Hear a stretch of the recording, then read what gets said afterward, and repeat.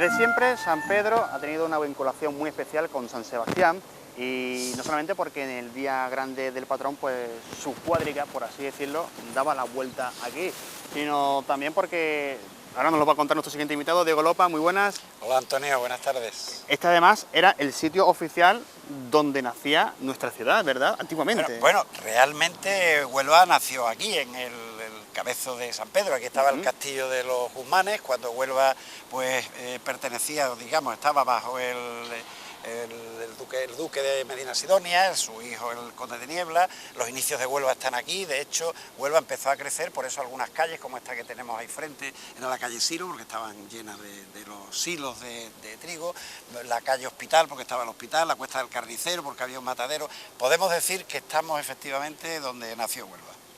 Y además, para ti, personalmente también, todo lo que tenga que ver con San Pedro tiene una vinculación muy especial. San Sebastián también, lo tocaremos más adelante, pero yo sé que tus padres se casaron aquí, que tú fuiste bautizado aquí, hiciste la primera comunión aquí, la confirmación también, ¿verdad?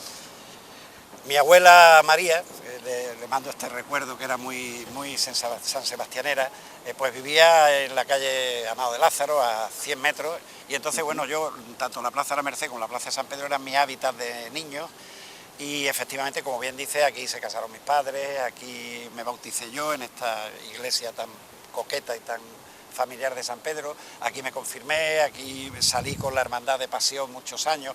Es una iglesia muy vinculada a mi familia y a mí personalmente.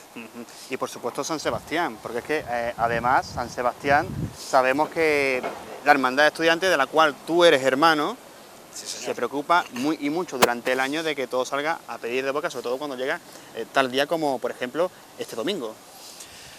Efectivamente, hay que dar gracias a la Hermandad de los Estudiantes, con el apoyo, lógicamente, del Ayuntamiento, porque San Sebastián no es, al no ser una hermandad de penitencia, pues San Sebastián no tenía nadie tenía una responsabilidad exacta de sacar a San Sebastián a la calle los días 20, cuando el día 20 era fiesta. Hubo momentos donde parecía inclusive que la procesión iba a dejar de celebrarse, entonces la Hermandad de los Estudiantes dio un paso al frente, se hizo cargo de la organización de la procesión, de los cultos. Ahora mismo, por ejemplo, esta semana se ha celebrado el triduo, se encarga del pregón de San Sebastián en el Gran Teatro, y hay que decir que la Hermandad de los Estudiantes, también con la colaboración para enaltecer a San Sebastián de la Asociación de Antiguos Vecinos del Barrio, la verdad que son las dos patas de banco que junto con el Ayuntamiento son los que hacen que San Sebastián siga vivo, y yo creo que cada año con más devoción y con más asistencia del pueblo de Huelva.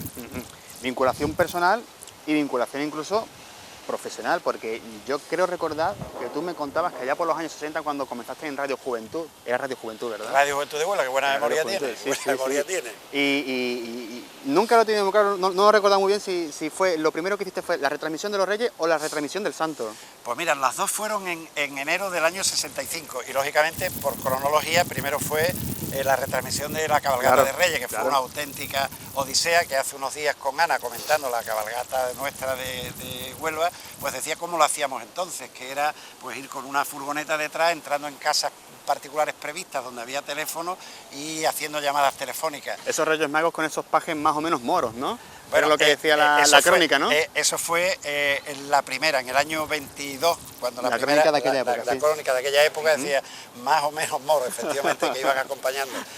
Y esa, pues sí, mi primera retransmisión fue en los Reyes Magos, pero a los pocos días retransmití en directo la salida de la hermandad. Recuerda a mi queridísimo Luis Aguilera, que era quien me acompañaba como técnico de Radio Juventud, y lo hicimos desde un balcón muy radiofónico, porque era el de la familia Bonachera Pombo, que historia de la radio en Huelva, Eduardo y José Ángel Bonachera. Eduardo Bonachera Pombo, que alguna que otra vez lo has mencionado conmigo. Sí, porque él era redactor jefe, yo le tengo mucho respeto profesional y afecto personal, era redactor jefe en Radio Nacional cuando yo empecé, como entonces llamaba Meritorio Educando, y luego cuando ellos se fueron al Centro Emisor del Sur a Sevilla, se quedó Radio Juventud y ya entré profesionalmente a trabajar en Radio Juventud. En Radio Juventud, incluso en Huelva Televisión, también hemos tenido aquí la oportunidad de tal día como el de este domingo de procesión, de contar contigo precisamente en esta ubicación de San Pedro, y bueno, muy ligado, incluso ya una vez que acabado tu vida profesional. Sí, porque mi vida profesional, yo cuando no sé si para bien o para mal, dejé los medios de comunicación y me dediqué a otras actividades. La verdad es que cuando llegó la edad de la jubilación de esas actividades volví al camino que siempre me hubiera gustado tener, que es la radio, a través de Unirradio, donde coincidimos los dos, Sí, la radio sí, de la cierto, universidad, cierto. yo con mi programa del Rosa al Amarillo y tú con Alfonso hablando de cine. Exactamente. Y luego pues llevo ya 6 años colaborando con Huelva Televisión. Todos los años he colaborado en la retransmisión de esta procesión, salvo el año que, en función de que yo había sido el pregonero, yo figuraba en la procesión.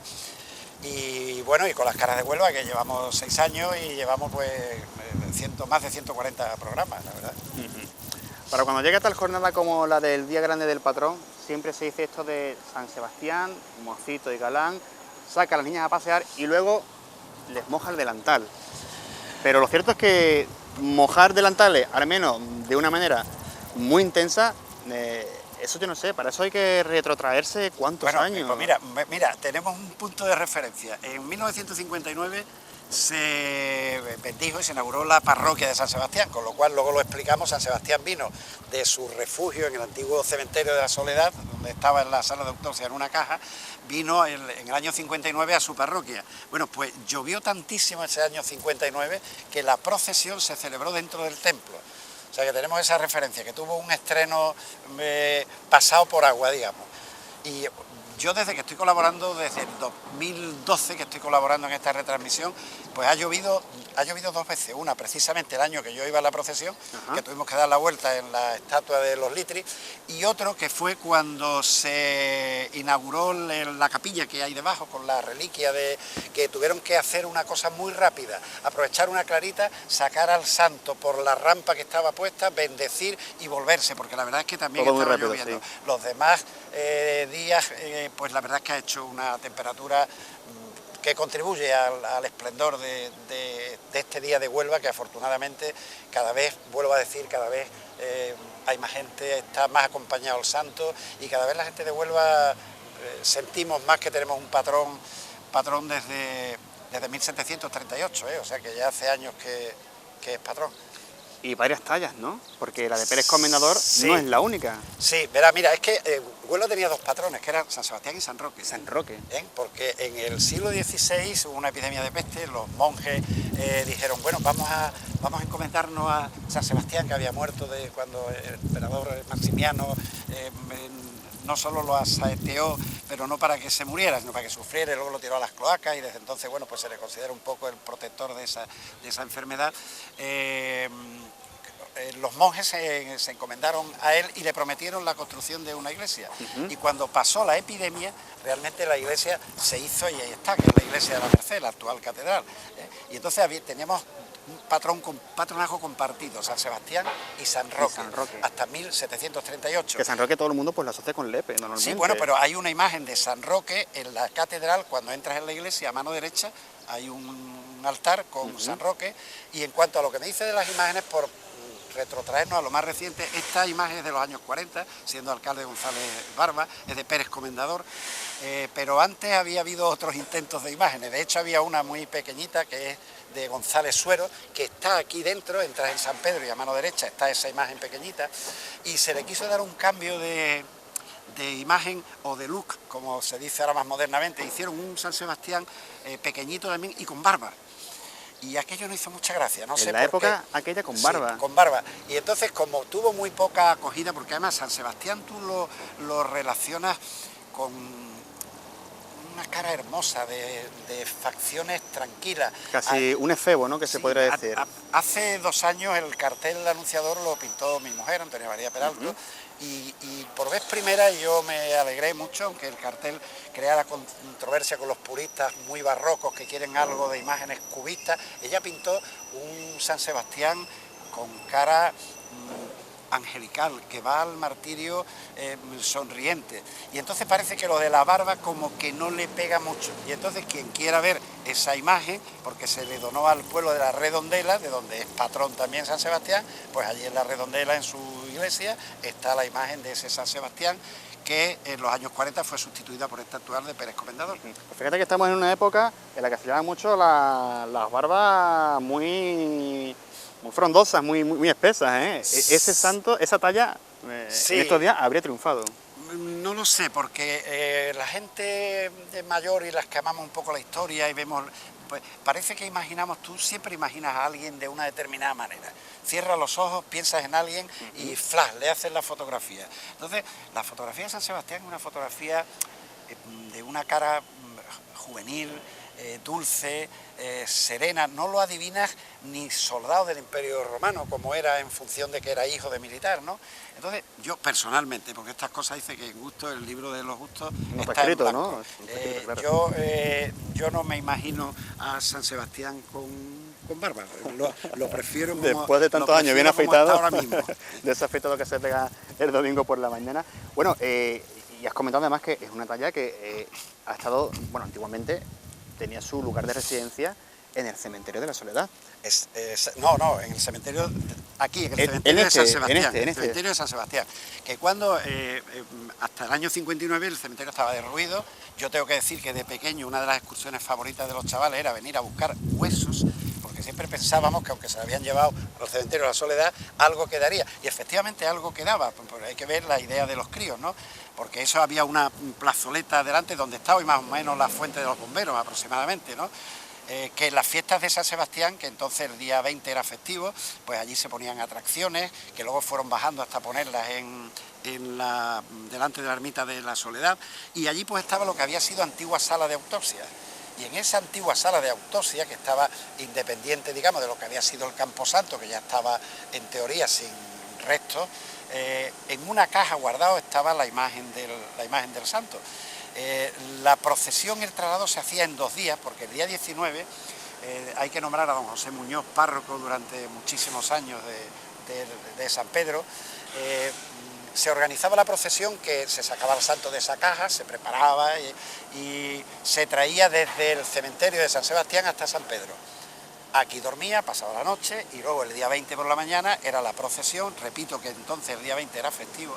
Se organizaba la procesión, iba desde esta iglesia de San Pedro, cogía la calle San Sebastián, Jesús de la Pasión, San Sebastián, hasta que llegaba a aquella zona también llamada como el Tacón de Oro, y se devolvía otra vez a su